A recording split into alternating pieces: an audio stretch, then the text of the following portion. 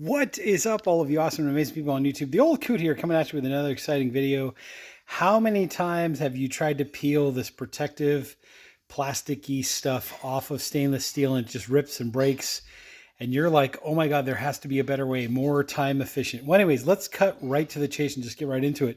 What I do, my technique is when I go ahead and start, I use 2 fingers, and basically the technique is I'm tucking my fingers underneath and kind of separating the plastic or the protective coating from the steel as I go. So let me show you in real time, because the struggle is real. It's a pain in the neck usually to get this thing started, but once you get it started, that little tip or trick or hack kind of helps. And yep, it's a process. It's definitely a process. Anyways, now's a good time to hit that like button, hit the subscribe button down there below if you like lamenting in my torment here as we try. Anyways, let me try from the other side. Maybe that might work.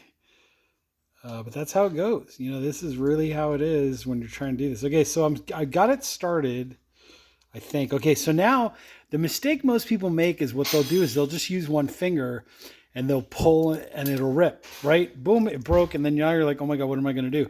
So what I like to do is when I get it started, remember, tuck and roll with your 2 index fingers, and see as you go down this whole thing, see how easy this is. Let me set up the screen here. See how easy this is now to basically get it to go. And then once you get to the end, here's another mistake people make is they'll try to just rip and then it'll rip at the bottom. See what happened over here? So make sure you do that all the way to the end, and then boom, you're clear. Let me show you another technique that kind of works 50% of the time, and you'll have to figure out which technique works for you. By the way, you could also like leave this in the sun for a little bit or use a hairdryer. You know, that usually kind of helps with the adhesion process and all that. But basically now, okay, so I've gotten it started.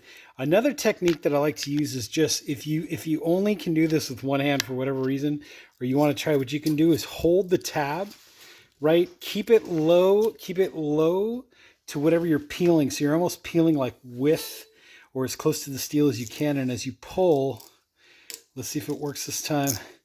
As you pull, just every so often, readjust, right? Grab a little bit closer to where you're pulling. And usually this works pretty good as well.